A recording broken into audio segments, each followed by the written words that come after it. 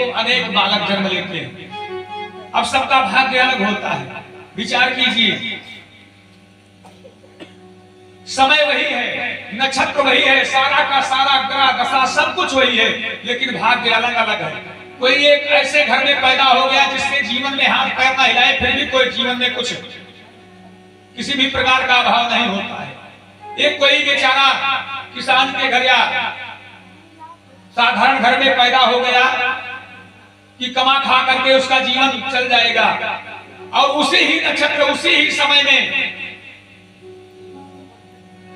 ऐसे भी घर में संतानें जन्म लेती हैं जहां कि कई कई दिनों तक खाने के लिए बेचारे सोचते रहते हैं, जैसे फुटपाथ पे लोग जीवन बिताते हैं। अच्छा विचार करें, उनसे हम लोग अच्छे हैं कि नहीं? वे कैसे अपना जीवन निर्वाह कर रहे हैं? उन ठंडियों में देखते हैं बढ़िया पन्नी वन्नी लगा करके बेचारे किसी तरह से उसी में अपना जीवन यापन कर रहे हैं। हम लोग तो बढ़िया सुंदर मकान में खा भी रहे हैं, कैसे उनका गुजर बसर हो रहा है। अर्थात भगवान ने उनको तो भी मानव के रूप में ही जन्म दिया है इस पृथ्वी पर। उनके पास दो हाथ है, दो पैर है, जो हमारे पास है वही उनके पास भी है, लेकिन सबके भाग्य अलग अलग हैं। जो जितना ज्यादा भजन कर लिया है अपने पूर्व जन्म में, उसी तरह से वह आज फल भी भोग रहा है। जिसने जितना, ये भजन का ही अंतर है। हम लोग भजे हैं इसलिए यहाँ पर डटे हैं। अब अपना अपना भाग्य, अपना अपना नसीब अलग अलग होता है।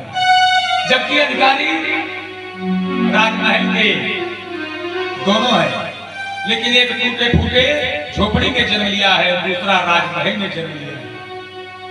ध्रुव टूटे फूटे झोपड़ी में जन्म लिए हैं, और उत्तम प्रथम रानी से जो उत्तम है, धीरे धीरे दोनों बालक बड़े होने लगे।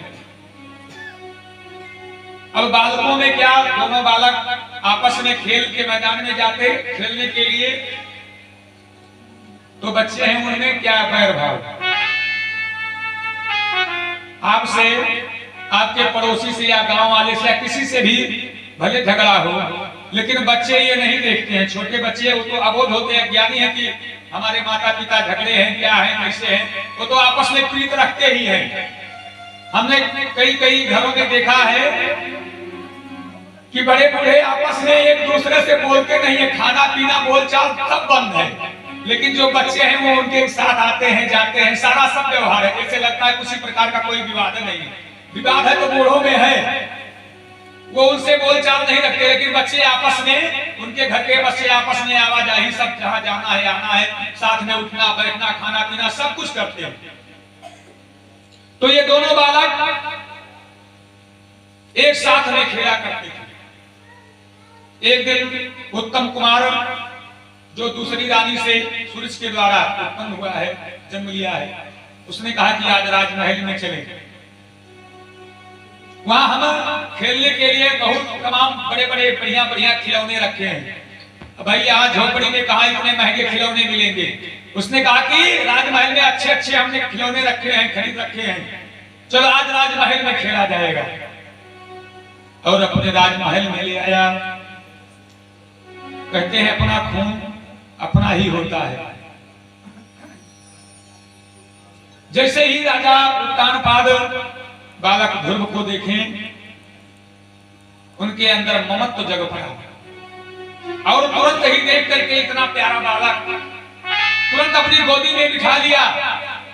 एक गोदी में एक तरफ उत्तम कुमार को, दूसरी गोदी में ध्रुव को बिठा लिया, और बिठा करके दोनों को प्यार करने लगे, दोनों के सर को सहलाने लगे। इतने में दूसरी रानी सुरुचि आ गई, और इस तरह से ध्रुव को राजा उत्तानपाद के गोद में बैठा हुआ देख करके वह इतनी आग बबूला हुई, इतनी आग बबूला हुई कि तुरंत ही बालक ध्रुव के हाथ को पकड़ करके और नीचे पटक दिया कि तुम्हारे इतने भाग्य प्रबल नहीं है कि जो तुम राजा की गोद में बैठो। अरे उस दासी से ज्यादा तुच्छ तुम, जिसके पुत्र हो और चले हो राजा की गोद में बैठने। जायते उत्तानपादस्य सुनित सुरिच तस्यो सुरिच प्रेयसी पुनरत्रेतरः यज्ञसुतो ध्रुवः तपसा आराध्यं पुरखं तस्यैवानुग्रहेण मे गर्भे तो साधया तमानं यदोच्छासि नृपासनम्। तपसा आराध्यम, वह तुम्हारा इतना बड़ा तप नहीं है पूर्व जन्म का कि तुम राजा की गोद में बैठ जाओ। ये टूटे फूटे महल में रहने वाले इतने गंदे कपड़े पहने और राजा के गोद में बैठे हो, तुम्हें शर्म नहीं आती है? तुम्हारी माता ने यही संस्कार तुमको सिखाया है। इतना क्रोधित हुई और क्रोधित होकर के वह बालक ध्रुव को राजा उत्तानपी ने पार के गोद से नीचे फेंक दिया। बेचारे राजा उत्तानपाद तब देखते रह गए, चुपचाप रहे। सब देख रहे हैं लेकिन कुछ बोल नहीं, क्योंकि उसके आगे उनकी चलती नहीं थी, एक भी नहीं चलती थी। वह राजा को अपने अधिकार से चलाती थी, राजा उसके अधिकार में नहीं रहती थी। वह नीति सुनीति और सुरुचि का अर्थ ही है। नीति का वह नीति, सुनीति जो थी वह नीति मर्यादा से थी कि हमारे ये पति परमेश्वर हमें उनके अधीन रहा करती थी, उनके वचनों पर विश्वास करके उनकी आज्ञा का पालन करती थी। लेकिन सुरुचि वो अपने रुचि से चलती थी, उसका नाम ही सुरुचि था। जो अपने रुचि से चले उसका नाम सुरुचि, और जो नीति से चले उसका नाम सुनीति। तो अपने रुचि से ही चलती थी, वो राजा उत्तानपाद की नहीं सुनती थी। 5 वर्ष के बालक ध्रुव अभी छोटे छोटे हैं, उनको यह क्या पता है ये क्या कह रही है। अब वो रोते हुए अपनी माता के उस झोपड़ी में पहुंच गए। जब बालक ध्रुव को रोते हुए माता सुनीति ने देखा तो पूछा, पुत्र तुम तो खेलने के लिए गए थे, किसके साथ तुम्हारा झगड़ा हो गया? क्या किसी ने तुमको मारा है? खेल में होता भी रहता है, बच्चे आपस में खेला करते हैं और झगड़ा कर लेते हैं। कोई जो ज्यादा भारी पड़ गया दूसरे को मार के बेचारे रोते हुए चले आते हैं घर। तो क्या खेल खेल में किसी बालक से तुमसे झगड़ा हो गया? तुम्हारे इस रोने का कारण क्या है? वो दुखे यारी के अरे दुखी लाले, वो दुखे यारी के अरे दुखी लाले, किस बेगर दीने पटका है।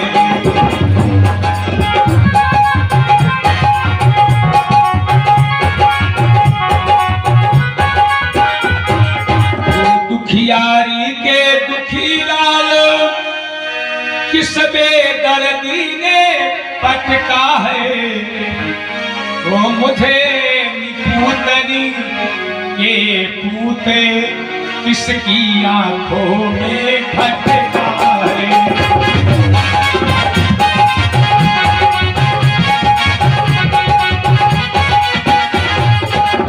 बेटा तुम्हारा किसके साथ झगड़ा हो गया? हमने तो तुम्हें इतने दिनों के बाद, विधाता ने तो मानो पत्थर पर डूब इतने दिनों के बाद तुमको प्राप्त किया है। तुम तो मेरे कलेजे के टुकड़े हो, और या तुम्हारे आंखों से आंसू नहीं बल्कि यह हमारे हृदय से निकल रहा है आंसू।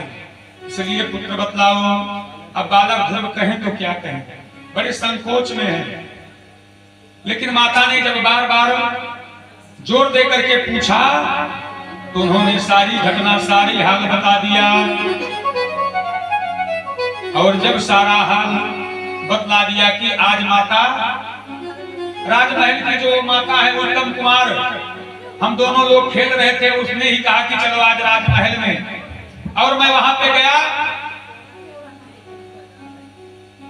गोदी में बैठा ही था कि उन्होंने तुमको भी भला बुरा और मुझको भी भला बुरा कहते हुए कि वो कह रहे थी कि हमारे पूर्व जन्म के इतने तप नहीं है, हमने इतना भजन नहीं किया है कि जिससे हम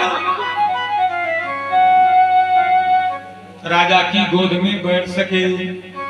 और माता मुझको कहती तो चल जाता, लेकिन वह तुमको भी गालियां दे रही थी, अनाप शनाप कह रही थी। माता सुनत कहती हैं कि पुत्र वह ठीक कह रहे थे, हमारे इतने बड़े भाग्य होते ही पहले तो तू पहले ही उस राजमहल में जन्म ले ली थी, दूसरी रानी के विवाह से पहले ही। अगर जो तू आज जन्म लिया है, अगर पहले जन्म ले लिया होता विवाह से पहले, दूसरे रानी के विवाह के पहले, तो फिर आज यह दिन देखने ही नहीं पड़ते। हमारे इतने भाग्य प्रबल नहीं है बेटा, बिल्कुल अरे सच्चे ही है। अगर हमारे इतनी भारे भाग्य प्रबल होते तो तू भी आज उस राजमहल में जन्म लेता और तू ही अधिकारी होता उस राजमहल के राजा के गोद में बैठने का। लेकिन हमारे इतने बड़े भाग्य नहीं है, इसलिए बेटा अब तू चुप हो जा। अब मेरे सामने या संसार वालों के सामने रोने से कुछ मिलने वाला नहीं है। अब तू चुप हो जा, क्योंकि संसार वालों के सामने रोएगा तो लोग केवल उपहास ही, मजाक ही उड़ाएंगे, हंसी उड़ाएंगे, तुम्हारे दुख को दूर नहीं कर पाएंगे। अगर रोना है तो उस परम पिता के सामने रो, जो तुम्हारे दुख को जो मिटाने में शक्तिवान है, सामर्थ्यवान है। बाकी संसार में ऐसा कोई नहीं है कि जो तुम्हारे दुख को मिटा सके। इसलिए बेटा तुमको रोना ही है तो जाकर के परमपिता परमेश्वर के सामने रो, जो तुम्हारे दुखों को दूर कर सके। जो पिता ना गोदी देता है तो परम पिता के गोदी है।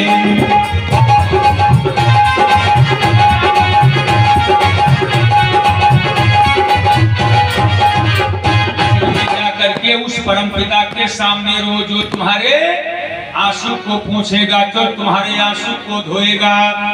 और हमें आपको भी ये शिक्षा लेनी चाहिए माता सुनीति से कि अपने जीवन में अगर कोई दुख पड़ जाए तो उस दुख को संसार वालों के सामने नहीं रोना चाहिए। संसार वालों के सामने रोगे तो क्या करेंगे संसार वाले? केवल सुनेंगे, भले आपके मुंह पर कुछ ना कहें, लेकिन जैसे ही आपसे बाहर जाएंगे, आपके सामने से हटेंगे तो आपका उपहास मजाक उड़ाएंगे, आपका दुख नहीं दूर करेंगे, केवल आपका मजाक ही उड़ाएंगे। तो यदि रोना है हमारे जीवन में, यदि हमारे जीवन में कोई कष्ट भी आ जाए तो संसार वालों के सामने तो बिल्कुल नहीं रोना चाहिए। अगर रोना ही है, अपने दुख को सुनाना है, तो भगवान के सामने दुख को सुनाना चाहिए, क्योंकि वही परमात्मा ही समर्थवान है, शक्तिवान है, वही आपके दुखों को दूर कर सकता है। ये संसारिक मनुष्य हमारे और आपके दुख को दूर नहीं कर सकते हैं। बोलिए गोविंद भगवान की जय हो। हे कृष्ण गोविंद हरे मुरारी, हे नाथ नारायण वासुदेवा, कृष्ण गोविंद हरे मुरारी, हे नाथ नारायण वासुदेवा, हे नाथ नारायण वासुदेवा, हे नाथ नारायण वासुदेवा, हे नाथ नारायण वासुदेवा, हे नाथ नारायण वासुदेवा,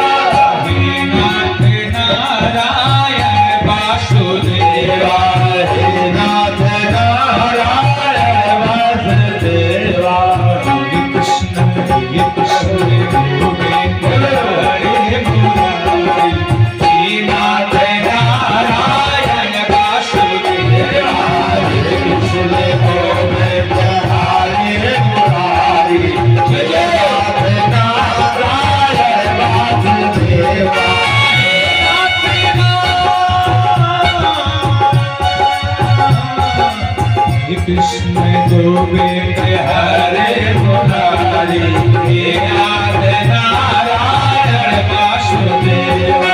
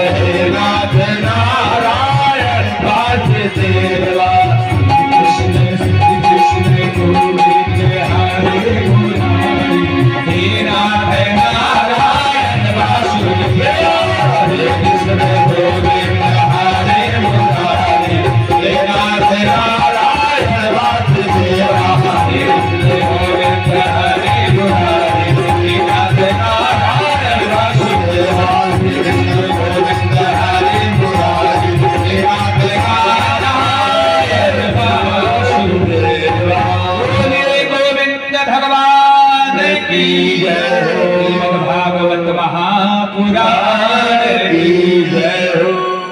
मैया अपने बालक ध्रुव को ज्ञान की शिक्षा दे रही है और संसार में प्रथम गुरु माता ही होती है। हमारे जीवन में 3 गुरु हैं। प्रथम दिन भी हमने वर्णन किया था 3 गुरु के बारे में। हमारे जीवन में 3 गुरु होते हैं, 3 गुरु। प्रथम हमारी माता जो हमको संसार में लाई और अक्षर ज्ञान शब्द ज्ञान सिखाया, पहचान कराया कि आपके पिता हैं। हम कैसे जानते हमारा पिता कौन है? माता ने ही पहले बताया कि ये आपके पिता है, ये आपके ताऊ हैं, आपके चाचा हैं, आपके ये हैं, ये गांव के आपके ये फलाने लगते हैं, इनको प्रणाम करो, ये लगते हैं। तो प्रथम गुरु हमारी माता है, हमारी जननी है जो हमको जन्म दिया है। और दूसरा गुरु ये हमारे गुरु जी हैं जो हमें शब्द ज्ञान देते हैं, अक्षर ज्ञान, श्री हरिराम गुरु जी। इनके द्वारा हम शब्द ज्ञान को प्राप्त किए, जो कि इन पुराणों की कथाओं को पढ़ने में, इनको समझने में, जानने में, इनको आपको सुनाने में, भगवान की कथा गाने में ये हमारे सहायक हुए दूसरे गुरु हमारे। और तीसरे जो अध्यात्म गुरु होते हैं, जो हमको इस संसार के आवाजाही जन्म मरण से मुक्त करते हैं, भवबंधन से मुक्त करते हैं, वे सदगुरु जिनसे हम भगवत दीक्षा लेते हैं, राम नाम की दीक्षा लेते हैं। सभी गुरु का पद सबसे सर्वश्रेष्ठ है, लेकिन इन दोनों गुरुओं में सबसे ज्यादा श्रेष्ठ अगर कोई है, तीनों गुरुओं में सबसे ज्यादा श्रेष्ठ कौन है? वैसे तो तीनों गुरु हैं, हमारे जीवन के तीनों गुरु हैं, अगर लेकिन तीनों में अगर श्रेष्ठता कही जाए कि सबसे बड़ा गुरु कौन है, वह हमारा अध्यात्म गुरु जो हमारा आवाजाही जन्म मरण से हमेशा छुटकार के भगवान के पास वैकुंठ लोक प्राप्त करा देगा। वो बड़ा है कि जिन्होंने हमको शब्द ज्ञान दिया, वो बड़ा है कि जो हमको इस संसार में जन्म दिया, वो बड़ा है। इन तीनों गुरुओं में कौन बड़ा है? शब्द ज्ञान वाला अपने स्वार्थ के लिए बता रहे हैं। सबसे बड़ा ज्ञान माता है, माता से बड़ा कोई गुरु नहीं है। अरे माता नहीं होती तो संसार में हम आते ही नहीं, हमको कैसे पता होता इस संसार में माता ही सबसे बड़ा गुरु है। और आज माता गुरु बन करके अपने बालक ध्रुव को ज्ञान की शिक्षा दे रही है कि पुत्र यदि तुम्हें रोना ही है तो उस परम पिता की गोदी में रो जो तुम्हारे दुख को दूर करने में शक्तिवान है, सामर्थ्यवान है। बेटा हरि का हरि ध्यान लगाओ, बेटा हरि का हरि ध्यान लगाओ, ऊंचा सिंहा सने तुम पाओ, बेटा हरि का ध्यान लगाओ, ऊंचा सिंहा सने तुम पाओ। कि अगर रोना ही है, कोई दुख जीवन में आ जाए, रोना है तो भगवान के सामने रो, वही आपके दुख को दूर करेगा। संसार वालों मेरे सामने रोगे तो मैं कुछ कर नहीं पाऊंगा, बस सुनूंगा और आपका उपहास मजाक उड़ाऊंगा। बालक ध्रुव ने कहा मैया तू सही कहती है, अब मैं उसी परमात्मा के सामने ही रो करके अपना दुखड़ा सुनाऊंगा और जब तक उसकी गोदी नहीं प्राप्त कर लेता हूं तब तक मैं अब चैन से नहीं बैठने वाला। इसलिए हे मैया तुम मुझे उसका पता बतलाओ कि वह परमात्मा मुझे मिलेगा कहां। अरे भाई ऐसे मैं कहां ढूंढूंगी उस परमात्मा को,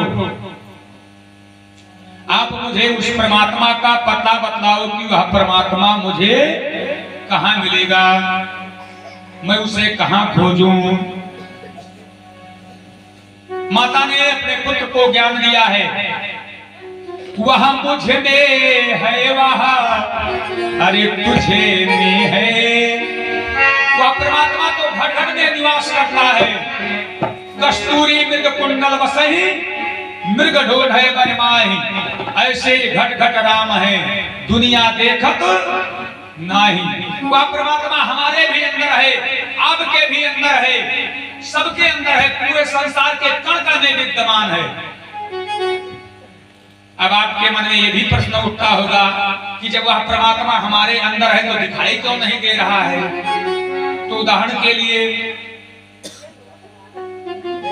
जैसे आपके शरीर में सबसे ज्यादा सुंदर शरीर का कौन सा अंग होता है, शरीर में सबसे ज्यादा सुंदर कौन सा अंग है, अपना फेस, चेहरा। चेहरा को सजाने के लिए बहुत खर्च करते हैं। इस शरीर में, पूरे शरीर में सबसे सुंदर चेहरा होता है और चेहरों में, इस चेहरे में कौन सा भाग, आंखें सबसे ज्यादा सुंदर होती है। लोग कहते हैं कि मृग नयनी, मृगों की जैसे इसकी आंखें, सुंदरता के लिए। पूरे शरीर में सबसे ज्यादा सुंदर प्रत्येक प्राणी का मुखमंडल होता है और उस मुखमंडल में भी आंखें सबसे ज्यादा सुंदर बताई गई है। अच्छा आंख नहीं होगा तो संसार में दर्श होगा, सब संसार ही अंधेरा हो जाएगा। अच्छा कान नहीं होगा शायद चल जाएगा काम, लेकिन अगर आंख नहीं होगी तो पूरा संसार ही मानो निरर्थक है, व्यर्थ है हमारे लिए, कुछ देख ही नहीं पाएंगे। तो सबसे ज्यादा सुंदर आंख बताई गई है। यह चेहरा, यह आपका हमेशा आपके साथ में ही रहता है, लेकिन शरीर के और अंग को तो हम देख लेते हैं। विचार कीजिए, अपना चेहरा अपने ही साथ रहता है, दिन रात हमेशा अपने साथ में ही रहता है। कोई अपनी आंखें अपना चेहरा देख पाता है, कोई नहीं देख पाता। हाथ तो और बाकी सब अंग तो दिखाई पड़ते हैं, लेकिन ये जो सबसे ज्यादा सुंदर अपना चेहरा है ये हम लोग नहीं देख पाते हैं। इसको कब देख पाते हैं, जब माध्यम, दर्पण रूपी माध्यम को सामने करते हैं। शीशे में जब देखते हैं तो उस दर्पण में अपना चेहरा हम लोग देख लेते हैं।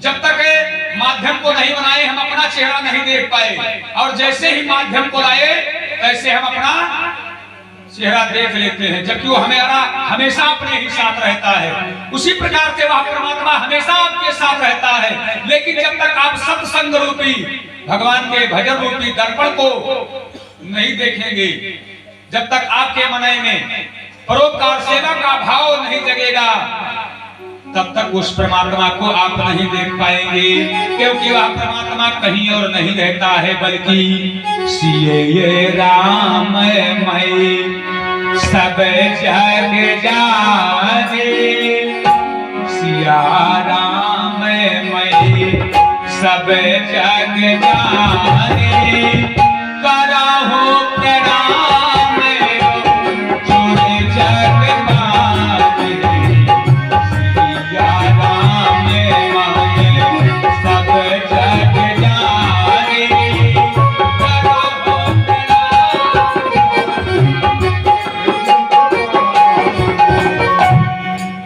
ऐसा परमात्मा सबके अंदर है, लेकिन हमारे अंदर जो अभिमान होता है वो कहता है, जबकि वही परमात्मा आपके अंदर है, वही परमात्मा हमारे भी अंदर है, लेकिन वो हमारा अभिमान होता है। हाँ, इनके सामने मैं तो बड़ा धनवान, मैं तो बड़ा ऐश्वर्यवान, बड़ा सुंदर, इनके सामने अहंकार होता है मन में। वही अहंकार परमात्मा को नहीं देखने देता है। काम क्रोध मद लोभ सब नाटन रंग के पंत, और सब परिहन हूँ भजहूँ भजही जेवे संत। माता से पता पूछते हैं बालक ध्रुव की मैया, वह परमात्मा मुझे कहाँ प्राप्त होगा, वह कहाँ रहता है, उसके घर का मुझे पता बताओ, मैं जाकर के उसी के सामने ही उनके घर पर उनका अपना दुखड़ा सुनाऊंगा। माता भगवान नारायण का पता बतलाते हुए कहती हैं, वह मुझ में है, वह अरे तुझे में है, इस घर में है, इस घास में है।